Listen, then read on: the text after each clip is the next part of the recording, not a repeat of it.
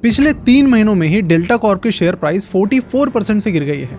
इसके बाद अब कई सारे इन्वेस्टर्स इसको एक पॉजिटिव मैसेज की तरह देख रहे हैं और इसमें एक इन्वेस्टमेंट अपॉर्चुनिटी ढूंढ रहे हैं। कई सारे इन्वेस्टर्स का ये मानना है कि 16,000 करोड़ की जो जीएसटी नोटिस डेल्टा कॉर्प को मिली है, अगर इस केस को डेल्टा कॉर्प जीत लेती है तो यहाँ पर कंपनी टर्न अराउंड हो सकती है और काफ़ी सारा पैसा इस स्टॉक में बन सकता है। लेकिन इन सारी चीज़ों को समझने के लिए पहले हम सभी को ये देखना होगा कि पहले किस किस तरह के लीगल बैटल में डेल्टा कॉर्प और ये पूरी इंडस्ट्री फंसी है और उसमें से अब तक वो कैसे बाहर आए हैं, और फिर हम समझेंगे कि इस केस में कितने चांसेस है डेल्टा कॉर्प के जीतने के।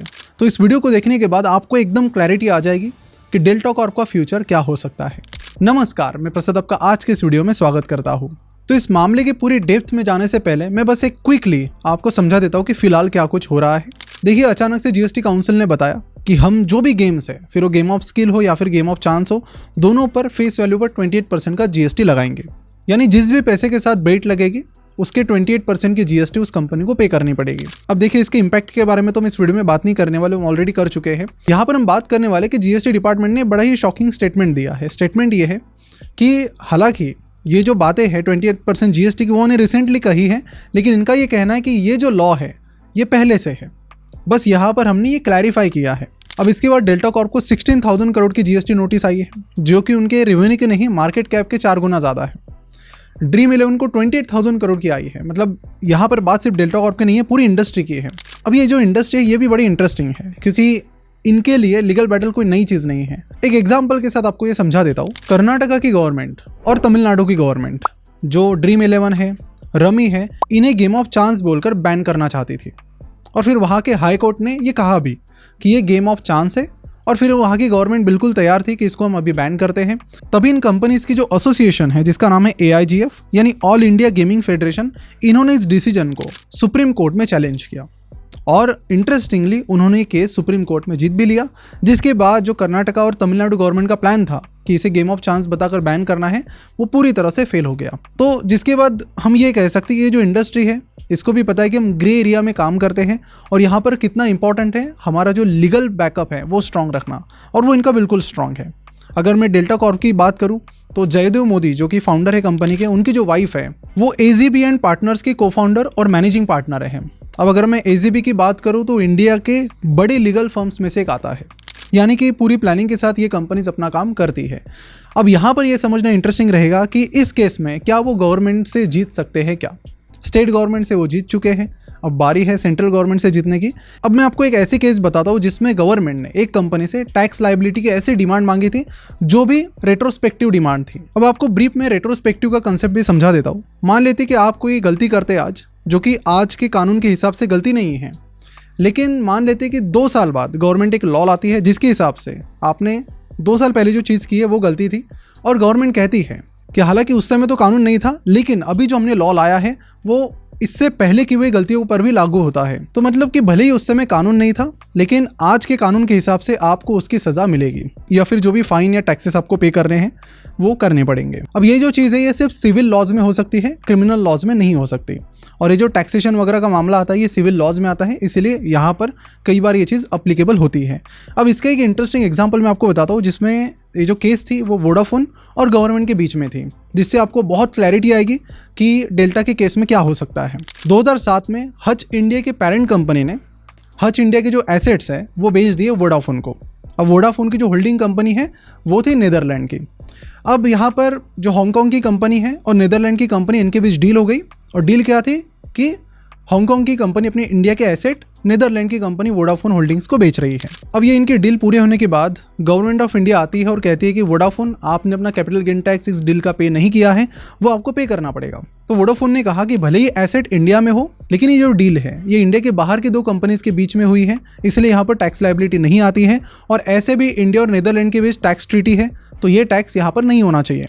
फिर ये मामला जाता है सुप्रीम कोर्ट में, और सुप्रीम कोर्ट में वोडाफोन ये केस जीत जाता है। अब यहाँ तक तो बात सही थी, लेकिन गवर्नमेंट फिर मानने को तैयार नहीं थी। अब गवर्नमेंट ने क्या किया कि जो 2500 करोड़ का टैक्स है वो कलेक्ट करने के लिए 2012 में फिर इन्होंने एक अमेंडमेंट लाया। अब इस अमेंडमेंट में ये बताया गया कि अगर 2 बाहर की कंपनीज डील करती है, लेकिन एसेट अगर इंडिया में हो, तो वो टैक्स पे करने पड़ेंगे। तो अब देखिए, यहाँ पर डील हुई थी 2007 में, ये अमेंडमेंट आया 2012 में। लेकिन इसमें भी गवर्नमेंट ने ये कहा कि यहाँ पर जो टैक्स लायबिलिटी बनती है वो रेट्रोस्पेक्टिवली लागू होगी। यानी अगर 2012 से पहले भी अगर किसी कंपनी ने ऐसा किया है तो उन्हें वो टैक्सेस पे करने पड़ेंगे। अब इसके बाद वोडाफोन ने कहा कि ये तो और प्रॉब्लमेटिक हो गया है, तो उसके बाद वो ये केस PCA यानी परमानेंट कोर्ट ऑफ आर्बिट्रेशन लेके गए। फिर काफ़ी साल ये केस चली और इसमें वोडाफोन फाइनली जीत गया। अब यहाँ पर जीत में एक बहुत बड़ा सहारा वोडाफोन को ये मिला कि यहाँ पर इंडिया और नीदरलैंड की भी जो टैक्स ट्रीटी थी उसका सहारा लेकर वो ये केस जीत गए। लेकिन अगर हम यहाँ पर अपनी केस में बात करें तो यहाँ पर कोई टैक्स ट्रीटी तो नहीं है, ये कम्प्लीटली इंटरनल मामला है।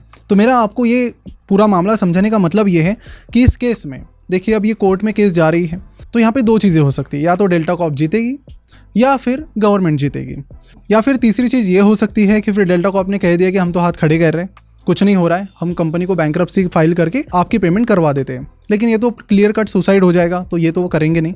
तो अब ये केस जब फाइट करने वाले हैं तो अब जो नए इन्वेस्टर्स है जो डेल्टा कॉर्प में इन्वेस्ट कर रहे हैं वो ये सोचकर कर रहे हैं कि डेल्टा कॉर्प केस जीत गया तो मामला बन गया, लेकिन ऐसा नहीं है। अब यहाँ पर अगर डेल्टा कॉर्प की केस जीत भी गया तो गवर्नमेंट ने अगर इसके खिलाफ एक अमेंडमेंट लाया और ये कह दिया कि इस अमेंडमेंट के बाद रेट्रोस्पेक्टिवली आपको टैक्सेस देने पड़ेंगे, तो प्रॉब्लम में डेल्टा कॉर्प फिर से आ जाएगी। यानी कि मामला सिर्फ इस कोर्ट केस का नहीं है। और एक और इंटरेस्टिंग चीज़ आपको बता देता हूँ कि जहाँ पर लोग ये अज्यूम कर रहे हैं कि ये कोर्ट केस डेल्टा कॉर्प जीतेगा, मान लेते जीत भी जाता है, तो इंडिया में कोई भी ऐसा केस जो सुप्रीम कोर्ट तक जाता है उसको ऑन एन एवरेज 13 साल लगते हैं सॉल्व होने में। तो टाइम पीरियड भी बहुत ज़्यादा होता है। अब देखिए ऑन एन एवरेज 13 साल, थोड़ा कम भी हो सकता है, कभी ज़्यादा भी हो सकता है। तो इतना टाइम अगर ये कंटिजेंट लायबिलिटी लेके कंपनी चलेगी तो वो भी कंपनी के लिए प्रॉब्लमेटिक ही होगा। और दूसरी चीज़, अगर हम इंडियन गवर्नमेंट की कुछ रिसेंट एक्शंस पर नज़र डालें तो अगर वो किसी चीज़ को ठान लेते तो उसको ख़त्म करके ही मानते हैं। ये चीज़ उन्होंने क्रिप्टो के केस में की थी। पहले उन्होंने नोटिफिकेशंस लाए कि आप क्रिप्टो में इन्वेस्ट मत करो या फिर बहुत सोच समझ के करो, फिर उन्होंने अचानक से ऐसा टैक्स लगा दिया जिसके बाद ये इंडस्ट्री लगभग खत्म ही हो गई। तो यहाँ पर अगर अचानक से गवर्नमेंट रेट्रोस्पेक्टिवली टैक्सेस मांग रही है तो इसका एक क्लियर सा मैसेज ये है कि हम इस इंडस्ट्री को खत्म करना चाहते हैं। अदरवाइज ऐसे कोई टैक्सेस कोई भी गवर्नमेंट अचानक से नहीं मांगती है। तो इसीलिए अगर गवर्नमेंट ये चीज़ ठान ही लेती है तो ये केस हारने के बाद वो अमेंडमेंट ला सकते हैं। तो प्रॉब्लम सिर्फ केस जितने तक नहीं है, उसके बाद भी बनी रहेगी और ये चीज़ सभी लोगों को समझनी बड़ी ज़रूरी है। तो ये तो डिपेंड करता है कि गवर्नमेंट इसके खिलाफ कितनी सीरियस है और किस तरह से ये लेना चाहती है। लेकिन पास्ट उनके जो एक्शंस है वो तो यही बताते हैं कि अगर वो किसी चीज़ को ठान लेते तो उसको ख़त्म करके ही मानते हैं। और दूसरी चीज़ ये है कि कोर्ट में कौन ये केस जीत सकता है। तो देखिए, अभी डेल्टा कॉर्प का तो ये कहना है कि आप अचानक से ऐसे रेट्रोस्पेक्टिव टैक्स नहीं लगा सकते जिसका अनाउंसमेंट आपने रिसेंटली किया हो। तो रिसेंटली किया तो यहाँ से आगे आप लो, पीछे का कैसे आप मांग रहे हो।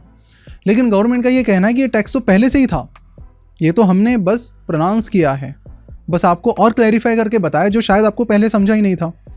तो अगर गवर्नमेंट इसे क्लैरिफिकेशन करके प्रूव कर लेती है कोर्ट में तो गवर्नमेंट जीत जाएगी, अगर नहीं कर पाती है तो गवर्नमेंट हार जाएगी। तो इसमें देखिए 50-50 चांसेस है, कोई भी जीत सकता है। बट मैं कहानी उसके आगे की आपको बता रहा हूँ कि इसमें तो बहुत सारे साल लग जाएंगे, लेकिन इसके बाद भी प्रॉब्लम खत्म नहीं होने वाली डेल्टा कॉर्प के लिए। तो ये तो हो गया लीगल मैटर। अगर हम बिजनेस पॉइंट ऑफ व्यू से बात करें डेल्टा कॉर्प की, तो डेल्टा कॉर्प के अलग अलग बिजनेसेस हैं। कसिनो वगैरह है, डेल्टिन ब्रांड के अंडर चलते हैं। इसके बाद ऑनलाइन गेमिंग में भी इनकी अच्छी खासी प्रेजेंस है। और फिर हॉस्पिटैलिटी में है, 5 स्टार होटल चेन है डेल्टिन ब्रांड के अंडर। लेकिन अगर हम इनका रेवेन्यू सेगमेंट देखें तो सिर्फ 5% इनका रेवेन्यू हॉस्पिटैलिटी से आता है, उस 5 स्टार होटल चेन से आता है। 95% तो अल्टीमेटली इन्हीं चीज़ों पर डिपेंड है जिसका इस केस से डायरेक्टली लेना देना है। तो मेरा ये मानना है कि बेंजामिन ग्राहम, जो कि ऑथर है इंटेलिजेंट इन्वेस्टर के और सिक्योरिटी एनालिसिस के, उन्होंने अपनी बुक इंटेलिजेंट इन्वेस्टर में बड़ा क्लियरली डिफाइन किया इन्वेस्टमेंट को, कि इन्वेस्टमेंट क्या है। इन्वेस्टमेंट ऐसी चीज़ है जहाँ पर आपका प्रिंसिपल अमाउंट सेफ हो और उसके बाद आप उस पर रिटर्न्स कमाओ। अगर आपकी प्रिंसिपल अमाउंट ही अनसेफ है तो आई थिंक वो इन्वेस्टमेंट नहीं, वो स्पेकुलेशन है। तो इस केस में भी अगर आप बस स्पेकुलेट कर रहे हो कि ये जीतेगा या फिर ऐसा होगा वैसा होगा, तो I think it would be more of a speculation rather than investment. तो इंडिया में जहाँ पर 5000 से ज़्यादा कंपनीज में इन्वेस्टमेंट की अपॉर्चुनिटीज आपके हाथ में है, तो इस तरह से स्पेकुलेशन करने से बेहतर है कि उन 5000 कंपनीज में आपको और भी बेहतर अपॉर्चुनिटीज मिल सकती है जिन्हें आपको खोजने की और ढूंढने की जरूरत है, और वहाँ पर शायद आप अपना टाइम इन्वेस्ट करो तो वहाँ से बेटर रिजल्ट निकल कर आ सकते हैं। अब ये सारी चीज़ें आप और भी जल्दी सीख सकते हैं अगर आप इन्वेस्टर के सर्कल में रहते हैं तो। पर इंडिया में प्रॉब्लम यह है कि हम जनरली एक अकेले मुसाफिर होते हैं इस इन्वेस्टमेंट जर्नी में। इंडिया में बहुत ही कम लोग इन्वेस्ट करते हैं, तो वो सर्कल हमें मिल नहीं पाता है। हमारे जो दोस्त होते हैं वो ज़्यादातर इन्वेस्ट नहीं करते हैं, और क्योंकि कहा जाता है कि आप जो है आपके आसपास के जो 5 लोग हैं उनका आप एवरेज होते हो। तो अगर आपको इन्वेस्टर्स का सर्कल नहीं मिला है तो नई लर्निंग्स मिलना भी थोड़ा मुश्किल हो जाता है। और ये जो बड़ी प्रॉब्लम है इसको हमने रिसेंटली सॉल्व किया है हमारे फाइनेंस क्लब से, जिसे हमने जनवरी में स्टार्ट किया था, शुरुआत में 1000 मेंबर्स को एंट्री देकर, और पिछले 6-7 महीनों में सक्सेसफुल चलाने के बाद और 1000 मेंबर्स को हम एडमिशन दे रहे हैं, जिसकी कुछ ही सीट्स अभी बाकी है।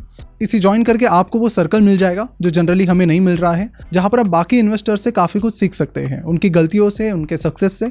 साथ ही अपनी कुछ क्वेरीज भी आप इस फाइनेंस क्लब में पूछ सकते हैं। तो ये जो ओवरऑल एक्सपीरियंस है, ये आपके अराउंड इन्वेस्टर्स का एक अच्छा सर्कल बनाएगा, जिससे आपको बेटर इन्वेस्टर बनने में काफ़ी मदद मिलेगी।